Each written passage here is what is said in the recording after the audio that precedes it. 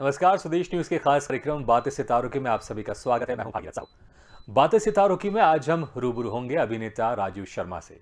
राजीव शर्मा पिछले 20 सालों से अभिनय के क्षेत्र में काम कर रहे हैं।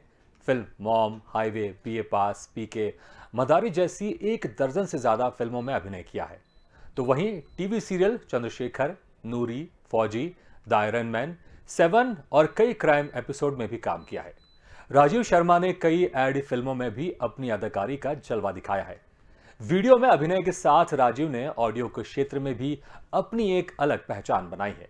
राजीव शर्मा ने कई ऑडियो ड्रामा में अपनी आवाज दी है, तो कई हॉलीवुड फिल्मों में डबिंग भी की है।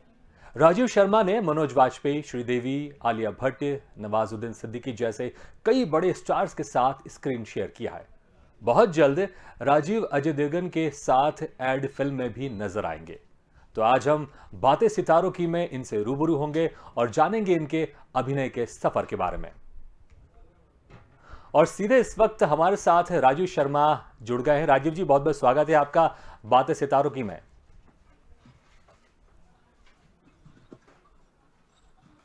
जी राजीव जी, आपको हमारी आवाज आ रही है? हेलो, नमस्कार जी राजीव जी, पिछले 20 सालों से आप काम कर रहे हैं मुझे अभिनय आपकी के। आवाज नहीं आ रही है। जी, हमें आपकी आवाज आ रही है। हम कोशिश करेंगे कि आपको हमारी आवाज भी पहुंचे।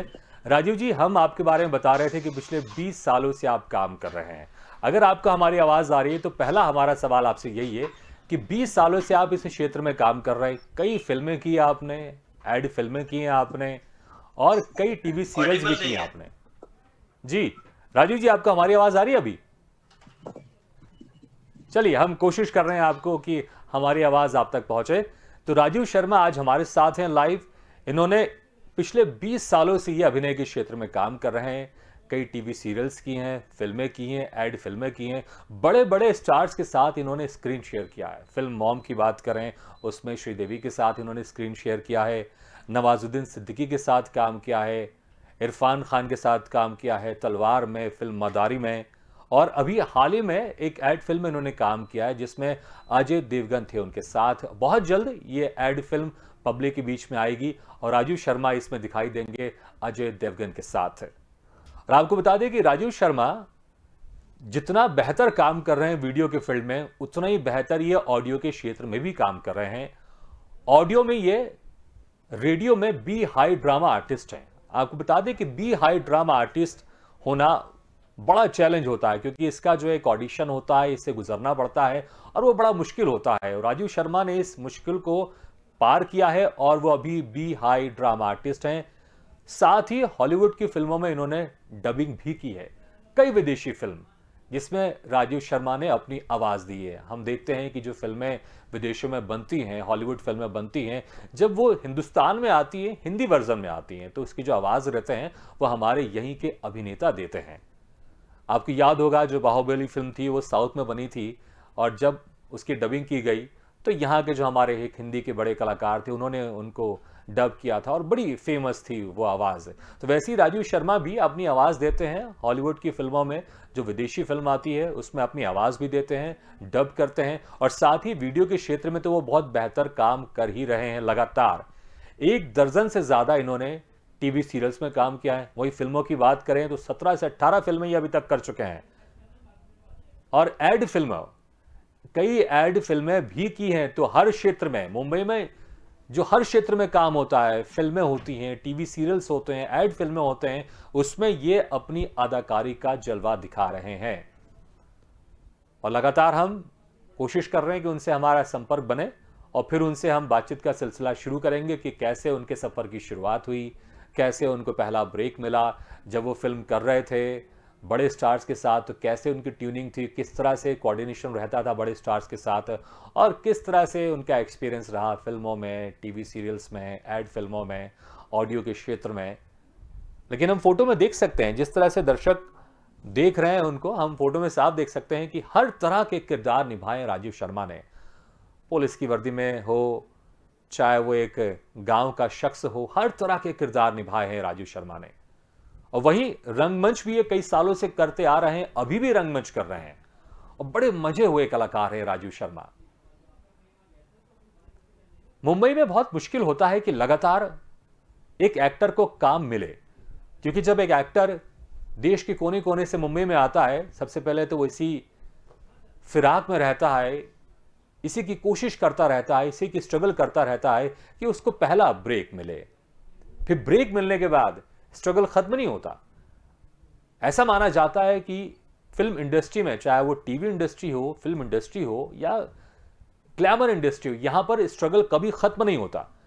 बस स्ट्रगल के जो दर्जे होते हैं वो बदल जाते हैं। पहले जो अभिनेता जाता है या सिंगर जाता है या डांसर जाता है मुंबई, वो कोशिश करता है कि उसको पहला एक ब्रेक मिले। फिर ब्रेक के बाद फिर उसकी ये जद्दोजहद रहती है कि लगातार उसको काम मिलता रहे। लेकिन इसमें राजीव शर्मा ने बेहतर काम किया है। लगातार वो 20 सालों से काम कर रहे हैं और हमारे साथ जुड़ गए हैं राजीव शर्मा। राजीव जी, एक बार फिर से बहुत बहुत स्वागत है आपका। 20 सालों से आप लगातार काम कर रहे हैं क्षेत्र में, तो कैसे आपकी शुरुआत हुई? कब आपने डिसाइड किया कि मुझे एक्टिंग की फील्ड में अपना करियर बनाना है? जी राजीव जी। जी जी, मुझे आपकी आवाज आ रही है। जी। नमस्कार, स्वदेश चैनल देखने वाले सभी दर्शकों का हार्दिक अभिनंदन। मैं राजीव शर्मा आपके साथ। दरअसल आवाज नहीं आ पा रही थी, इसलिए थोड़ी सी परेशानी हुई। उसके लिए चैनल और मैं, हम दोनों क्षमा प्रार्थी हैं। जी, 20 सालों से आप काम कर रहे हैं राजू जी इस क्षेत्र में। आपने कई फिल्में की हैं, टीवी सीरियल्स की हैं, 1 दर्जन से ज़्यादा आपने फिल्में की हैं, टीवी सीरियल्स की हैं, फिल्में की, बड़े-बड़े स्टार्स के साथ आपने काम किया है। तो कब आपने डिसाइड किया था कि आपको इस एक्टिंग के क्षेत्र में जाना है, और क्या कोई ख़ास वजह थी या आप बचपन से ही फिल्मों के प्रति आपका रुझाव था, आपने डिसाइड किया था कि मैं इसी फील्ड में मुझे अपना करियर बनाना है?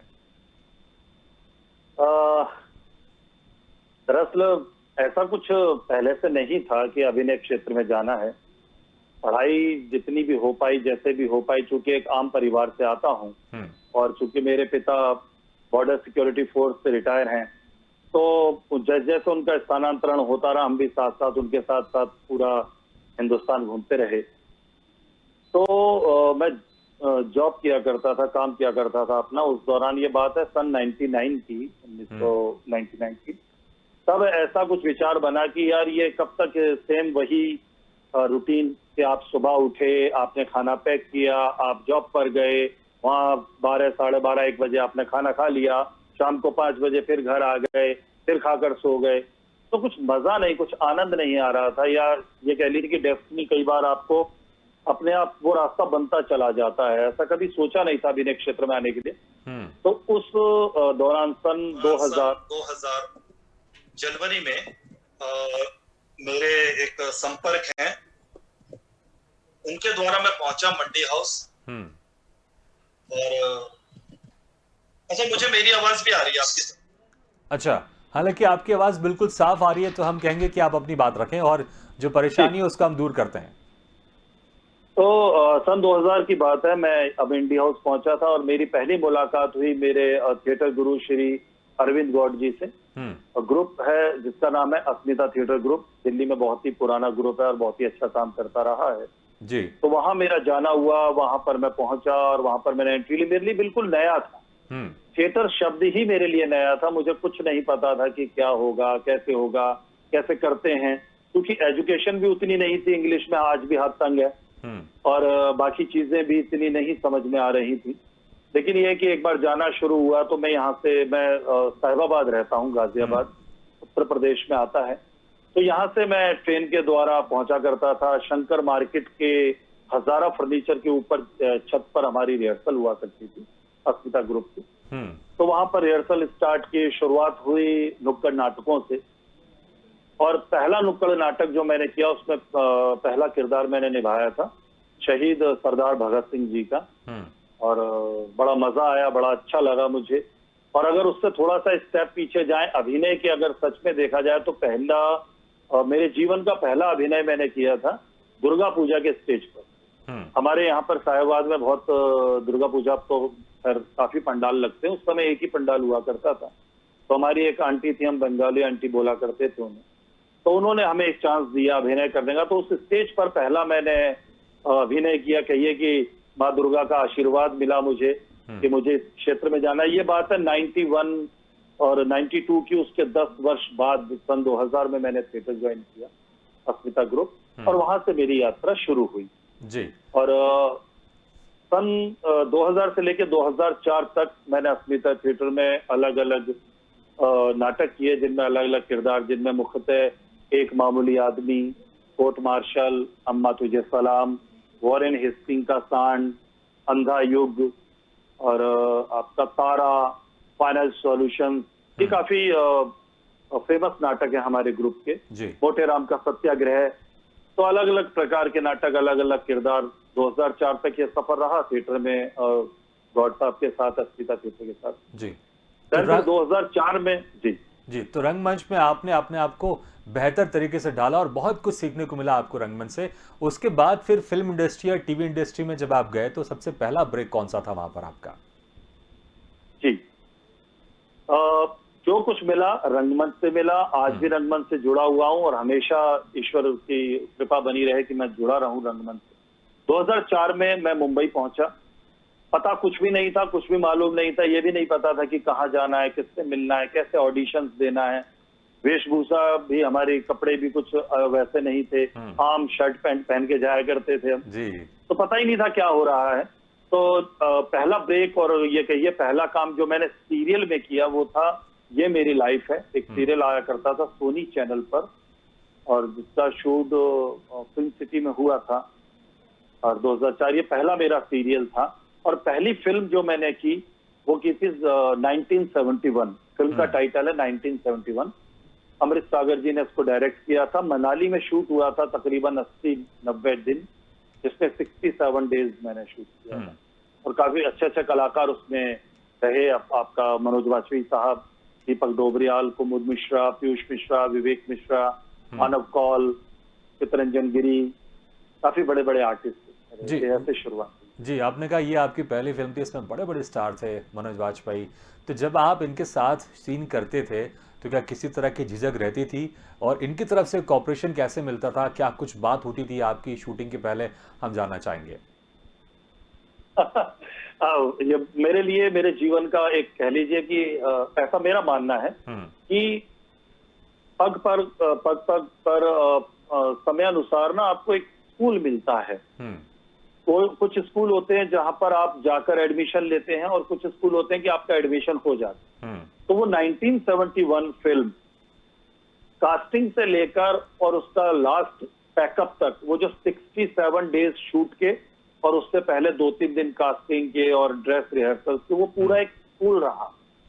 वहां जो सीखने को मिला, वहां जो देखने को मिला, वहां जो मतलब पहली बार मैंने मनोज वाजपेयी साहब को देखा रात के तकरीबन 2:30 बजे।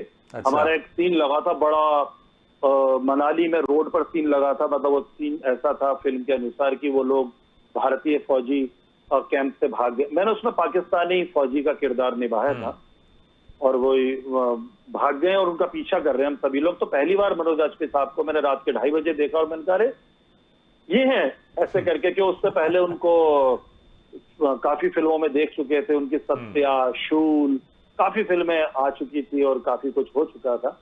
तो उनसे फिर ऐसा था कि यार मनोज वाजपेयी साहब में कैसा रहेगा, क्या करें, कैसे बात करें। लेकिन संभवतः बहुत अच्छे इंसान हैं, संभवतः बहुत अच्छे कलाकार, बेहतरीन कलाकार हैं, संभवतः वो रंगमंच पे हैं।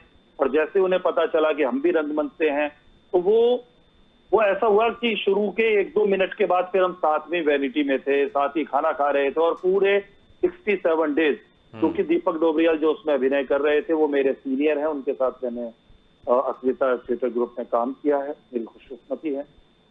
तो वो भी साथ थे, तो बड़ा अच्छा माहौल रहता था और बहुत ही कोऑपरेटिव, बहुत ही मजा आया, बेहतरीन मजा आया। वो 67 डेज हम डेली सुबह 2-2:30 बजे 3 बजे शूट के लिए जाया करते थे। रोहतांग ऊपर इतनी जबरदस्त बर्फ, बरसात, दुनिया भर का अजीब, और मतलब डेली का वो जो मेहनत थी, जो फिर वो बाद में हासिल भी हुई, फिल्म को राष्ट्रीय पुरस्कार मिला। तो बड़ा अच्छा रहा, बहुत ही अच्छा माहौल रहा, बहुत ही अच्छा। क्योंकि उसमें थिएटर अधिकतर लोग आपका मनोज वाजपेयी साहब, दीपक डोबरियाल, कुमुद मिश्रा, विवेक मिश्रा, पीयूष मिश्रा, चितरंजन गिरी अधिकतर एनएसजी से थे और रंगमंच से थे सभी कलाकार। तो बड़ा मजा आया, बहुत अच्छा लगा जी। राजू सभी का कोऑपरेशन रहा। जी। तो बहुत अच्छा एक्सपीरियंस रहा आपका इस फिल्म में। लेकिन जिस अंदाज में आपने 67 डेज कहा तो मुझे लगा कि एक खूबसूरत फिल्म का टाइटल हो सकता है 67 डेज। हालांकि चलिए जी जी, क्योंकि वो गजब का अंदाज था जिस अंदाज में आपने 67 डेज का आपने, अरे वाह, शुक्रिया। जी आपने एक दर्जन से ज़्यादा फिल्में की हैं, मोहम्मद श्रीदेवी के साथ काम किया, हाईवे में आलिया भट्ट के साथ काम किया, तो इन फिल्मों का एक्सपीरियंस क्या था आपके इनके साथ? क्योंकि अभी जो आपने बताया वो तो मेल एक्टर के साथ था, अब आप फीमेल एक्ट्रेस के साथ आप काम कर रहे थे, तो क्या कुछ एक्सपीरियंस था? एक चीज कहूंगा, शास्त्रों में कही गई है कि जो पेड़ जितना ज्यादा फलों से लदा होता है उतना झुका होता है। हम्म सेम यही बात मेरे डायरेक्टर अमित सागर जी पर लागू होती है। वो हमारे साथ लाइन में खड़े होकर हमारे साथ ही खाना खाया करते थे। कोई ऐसा कुछ नहीं था कि वो रामानंद सागर इतने बड़े परिवार, इतने बड़े महकमे से आते हैं और इतने बड़े डायरेक्टर प्रोड्यूसर के बेटे और पोते हैं। सेम वही चीज इम्तियाज अली साहब के साथ मेरी पहली मुलाकात हुई गुड़गांव में। मुझे बुलाया गया था जब कास्टिंग के बाद, तो ड्रेस रिहर्सल थी और मिलना था। क्योंकि उसमें मेरा जो किरदार है बहुत ही छोटा सा किरदार है, आपका रणदीप हुड्डा के बचपन का पिता का किरदार है मेरा शुरुआत में। तो वो लैंग्वेज यहाँ की थी, गाजियाबाद साइड की, जो गुजर तरीके की पश्चिमी उत्तर प्रदेश में जो बोली जाती है। अरे क्या कर रहा है, क्या कर रहा है, सुन ले भैया, इस तरीके से। अच्छा। तो उन्होंने बुलाया था कि भाई आप बताओ। तो मैं बैठा हुआ था, मैंने कहा इम्तियाज अली साहब आएंगे और क्या, तो अच्छी हाइट है उनकी, आए वो बड़ा झुक, हाँ बैठिए बैठिए। तो उन्होंने पहली लाइन मुझसे इंग्लिश में बोली और मैंने उनको हिंदी में जवाब दिया। वो तुरंत समझ गए कि राजीव शर्मा का हाथ इंग्लिश में तंग है। उसके बाद उन्होंने मेरे से इंग्लिश नहीं बोली। और ऐसे पर्सनली मैं बोलना चाहता हूँ, इन लोगों की मैं बहुत तारीफ करता हूँ, बहुत सम्मान करता हूँ, जिसको पता चल जाए कि भाई सामने वाले को इस भाषा में हाथ तंग है तो वो आपसे आपकी भाषा में बात करे। जी, वैसे भी नहीं कि वो फिर इंग्लिश ही बोलता रहे आपको डोमिनेट करने के लिए। जी, वैसे तो भी बड़ी अच्छी मुलाकात। बिल्कुल, वैसे भी भाषा तो सिर्फ एक कम्युनिकेशन का जरिया है।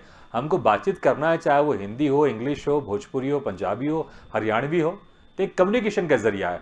आपको ये जो भाषा मैंने अभी सारी गिनाई है, भोजपुरी, पंजाबी, हरियाणवी, ये सब भाषा आपको आती हैं और आप लगातार 20 सालों से काम कर रहे हैं। तो हम चाहते हैं कोई एक डायलॉग, चाहे वो आपकी फिल्म का हो या टीवी सीरियल का, कोई एक डायलॉग आप इन अलग अलग भाषा में आप बोलें तो बहुत अच्छा लगेगा, दर्शकों को ये सुनकर देखकर बहुत अच्छा लगेगा।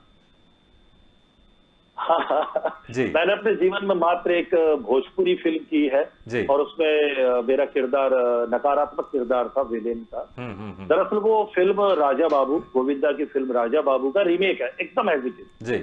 और इस फिल्म में गोविंदा के भांजे विनय आनंद जी ने उनका किरदार निभाया। मैंने उसमें गुलशन ग्रोवर जी का किरदार निभाया था। पहले डायलॉग की बात, तो उसमें एक डायलॉग है मेरा, मुझे बड़ा पसंद है भोजपुरी में, कि माँ का दूध तो नहीं पियले रजवा, असल बाप की औलाद बाड़न तो आ जाई पार। वो मतलब चैलेंज करता है, आग लगा देते, चैलेंज करता है, तो उसके बाद फिर एक्शन है, सब है। यहाँ गुलशन ग्रोवर जी का जिक्र आया तो एक बात कहूंगा कि मुझे नहीं मालूम कि मैं कहाँ किससे प्रभावित हुआ। हाँ। एक समय था जब मैं नाना पाटेकर साहब से बहुत प्रभावित था और उन्हीं की तरह छोटे बाल, फौजी, आर्मी, मुझे इनकी प्रहार फिल्म बहुत पसंद है। हाँ। बाकी फिल्में भी पसंद है। तो उनको शायद देखकर कभी अभिनय का जागा होगा। गुलशन ग्रोवर साहब से मेरे को जो प्रेरणा मिली वो ये कि उनका जो अलग अलग वो किरदार के हिसाब से गेटअप रखते हैं। ईश्वर कृपा है कि वो उस स्थान पर जहां पर उनको सुविधाएं मिलती हैं, मैं भी उस स्थान पर हूं जहां पर मुझे सुविधाएं नहीं मिलती, लेकिन मैं फिर भी प्रयास करता हूं, कभी मूछें छोटी बड़ी, कभी इस तरीके से करके, और उसके बाद गंजा हो जाता हूं, छोटे बाल रख लेता हूं, दाढ़ी रख लेता हूं। हाँ। तो चेंजेस कुछ कुछ करता रहता हूँ। ईश्वर कृपा रहे और मुझे आगे सुविधाएं मिले तो और बेहतर मैं अच्छे अच्छे गेटअप में काम करता हूँ। बिल्कुल। तो जी बिल्कुल, ये बहुत बेहतर रहता है। भोजपुरी का, और अलावा इसके मैंने पंजाबी में एक पंजाबी एल्बम किया। पंजाबी सिंगर हैं आपका पंजाब के बड़े मशहूर पम्मी बाई जी। तो उनका एल्बम है टोलते तमाला, मतलब ढोल पे धमाला। हाँ। और उसका एक गाना है माँ करके सेक्शन। मैं हालांकि सिंगर नहीं हूँ लेकिन मुझे बहुत पसंद है। हाँ।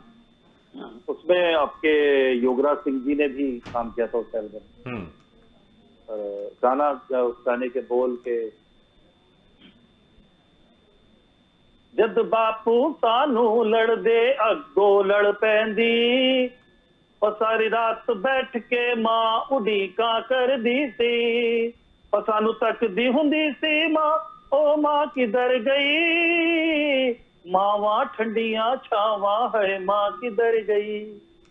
ये पंजाबी में इस तरीके से था, बड़ा ही रूहानी गाना है। मैं जब भी नहीं, सुनता बढ़िया, हूँ मैं बोलता बहुत हूँ जी। आपने कहा कि आपको गाना नहीं आता, लेकिन बहुत सुर में और सधे हुए अंदाज में आपने इस गाने को गाया है और वाकई अच्छा लगा। जी जी। हालांकि आपने रंगमंच किया है तो इसमें कोई ज़्यादा मुश्किल नहीं होता एक रंगमंच के कलाकार को गाना गाना, तो आपने वो उसको बहुत बखूबी आपने बेहतर निभाया है। जी। आपने कई टीवी सीरियल्स भी किए हैं, तो हम चाहेंगे टीवी सीरियल्स का आप एक्सपीरियंस बताएं कि क्या कुछ रहा आपका एक्सपीरियंस। चंद्रशेखर है, सेवन है और कई क्राइम एपिसोड भी आपने किए हैं, दर्जन से ज्यादा आपने टीवी सीरियल्स किए हैं आपने। जी, आपने सही कहा। मेरी शुरुआत हुई थी, जैसा कि मैंने बताया आपको, 2004 में टीवी सीरियल ये मेरी लाइफ है। उसके बाद फिर मैंने यशराज कैंप का 7 एक सीरियल आया था वो किया, पाउडर किया, सावधान इंडिया के कम से कम मैंने 15 एपिसोड किए हैं। हम्म। अभी हालिया एक नया क्राइम शो शुरू हुआ है, मौका वारदात, वो किया है। एबीपी चैनल का सनसनी किया है, आपका आज तक का वारदात किया है। ये सभी क्राइम शोज का एक समान मापदंड है। उनके पास एक निर्धारित समय सीमा होती है, उनके पास निर्धारित एक मोटी सी स्क्रिप्ट होती है और उन्हें उतने ही समय सीमा में वो पूरा करके देना। तो क्राइम शोज जितने भी मैंने किए, मेरा व्यक्तिगत अनुभव है, जरूरी नहीं सभी के साथ ऐसा हो।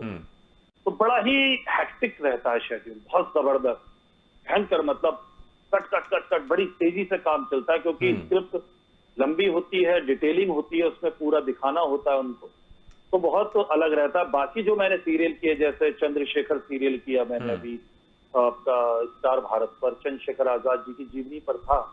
उसमें मैंने चंद्रशेखर आजाद जी के चाचा आजाद के चाचा गणेश का किरदार निभाया था। बड़े ही तसल्ली से, बड़े ही आराम से, कोई जल्दी नहीं है। आई थिंक 2 या 3 कैमरा सेटअप था जी। और मेरा मुंबई में ही शूट हुआ था। एक चाइना ब्रिज या चाइना क्रीक करके कुछ जगह है, शायद जंगल सा है, तो वहां जाकर वो पूरा शूट हुआ। मेरा रेगुलर वहीं शूट होता था, सुबह 7 बजे से लेके और रात के शाम के 7 बजे तक। एक बड़ी खूबसूरत बात वहां की, मतलब मुंबई की, दिल्ली पर भी कहीं कहीं लागू होती है जी। मैं सुबह सुबह घर से चला, मैं बलाड़ में था और सीरियल के लिए मुझे वहां उतना दूर जाना था, तो व्यवस्था पता चली भी गाड़ी से बहुत टाइम लगेगा, तो आप एक काम करो, ऑटो लो, फिर उसके बाद ट्रेन लो, ट्रेन से फिर बस पकड़ो, इस तरह से आप जल्दी पहुंचो। तो मैं सुबह 3-3:30 बजे पहुंचा, 7 बजे की शिफ्ट थी, तो मैं 6:30 बजे करीब 6:45 वहां पहुंचा। तो मैं ये सोच रहा था कि मैं सबसे पहले आ गया। अच्छा। वहां पहुंचा तो देखा हमारे बड़े सीनियर आर्टिस्ट है सत्यजीत शर्मा जी, वो 1971 फिल्म में भी थे हमारे साथ, बड़े ही सुलझे हुए इंसान, बड़े अच्छे कलाकार। मैंने देखा, अरे वो अरे सर नमस्ते। तो मैं, मतलब ये चीज तो खैर सुनी हुई थी और पहले भी काम किया हुआ। सब लोग टाइम पर, कोई किसी को दिक्कत नहीं, कोई परेशानी नहीं, सब अपना अपना काम करते हैं। आप पहुंचेंगे, आपकी वैनिटी तैयार है, आपका ड्रेस वाला तैयार है, आपका कॉस्ट्यूम वाला, आपका हेयर ड्रेसर, तो जी बिल्कुल। तो फिर बहुत अच्छा एक्सपीरियंस रहा आपका टीवी सीरियल में भी। आपने टीवी सीरियल किया, फिल्म किया, एड फिल्म किया, और अभी आपकी एक एड फिल्म है अजय देवगन के साथ, उसमें आप दिखाई देंगे। बहुत इंटरेस्टिंग सवाल मैं आपसे पूछ रहा हूँ, आंकड़ों में नहीं जाऊंगा, लेकिन जानना हमारे दर्शक चाहेंगे, पैसे किसमें ज्यादा मिलते हैं, फिल्म में, टीवी सीरियल में या एड फिल्म में? देखिए, समयानुसार, परिस्थिति अनुसार और प्रोडक्शन के हिसाब से और कलाकार के हिसाब से बजट बदलता जाता है, लेकिन एड जो होता है, टीवीसी जिसको बोलते हैं, जो भी आए, उनका बजट बाकी चीजों में ज्यादा, क्योंकि उन्हें सिर्फ 30 सेकंड में, जैसे कि आपने जिक्र किया, मैंने अभी एक बहुत ही बिग ब्रांड का एड किया है अजय देवगन जी के साथ, 2 एड किए हैं और जल्दी आपको वो देखने को मिलेंगे जी। तो वहां सब कुछ सुव्यवस्थित, क्योंकि इतना बड़ा स्टार शूट पर है, तो सभी कुछ व्यवस्था में है, कट टू कट है, टाइमिंग के हिसाब से चल रहा है, सब चीजें जुड़ी हुई हैं। और आपके सवाल का जवाब सिंपल से है कि हाँ, टीवीसी का बजट ज्यादा होता है, लेकिन तो वो भी दिल्ली और मुंबई में बदल जाता है। जी बिल्कुल। तो एड फिल्म में ज्यादा मिलता है, ये तो तय है। राजीव जी, जी जी, आप ऑडियो के क्षेत्र में भी आप बहुत बेहतर काम कर रहे हैं, आप रेडियो में आप भी हाई आर्टिस्ट हैं, डबिंग भी करते हैं आप। तो जब आप डबिंग करते हैं तो उस वक्त आपकी जो वॉइस मॉड्यूलेशन रहता है उसमें आप क्या कुछ तब्दीली लाते हैं? और हम चाहेंगे कि अगर एक आध डायलॉग आप बोलकर बताएं कि डबिंग करते वक्त किस तरह की आपकी आवाज बदल जाती है, किस तरह का आप उसमें वॉइस मॉड्यूलेशन लेकर आते हैं, तो बहुत अच्छा लगेगा। दरअसल ऑडियो की जैसा कि आपने जिक्र किया, मैं ऑल इंडिया रेडियो से बी हाई हूँ जी। और वहाँ पे भी ड्रामा सेक्शन से, वहाँ पर हमारे ऑडियो का रहता है। तो वहाँ तो ड्रामा जस्ट जैसे आप एक्ट करते हैं ठीक सेम वैसे ही आपको माइक के आगे करना है, आपके हाथ पैर मुंह एक्सप्रेशन सब ऐसा ही चलता है। आवाज सिर्फ रिकॉर्ड हो रही है आपकी, लेकिन सब मुंह।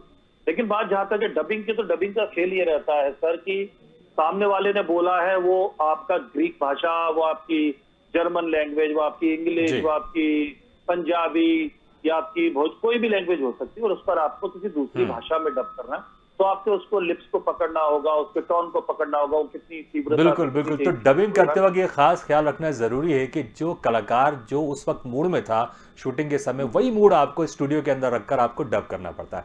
राजीव जी, समय की कमी नहीं तो आपसे और बातचीत करते हैं। बहुत बहुत धन्यवाद हमसे बातचीत करने के लिए जी। तो बातें सितारों की में आज हमने बात की, रूबरू हुए राजीव शर्मा से। अगले बार हम फिर किसी शख्सियत से मुलाकात करेंगे, तब तक के लिए दीजिए इजाजत। लेकिन खबरों का सिलसिला लगातार जारी, आप देखते रहिए स्वदेश।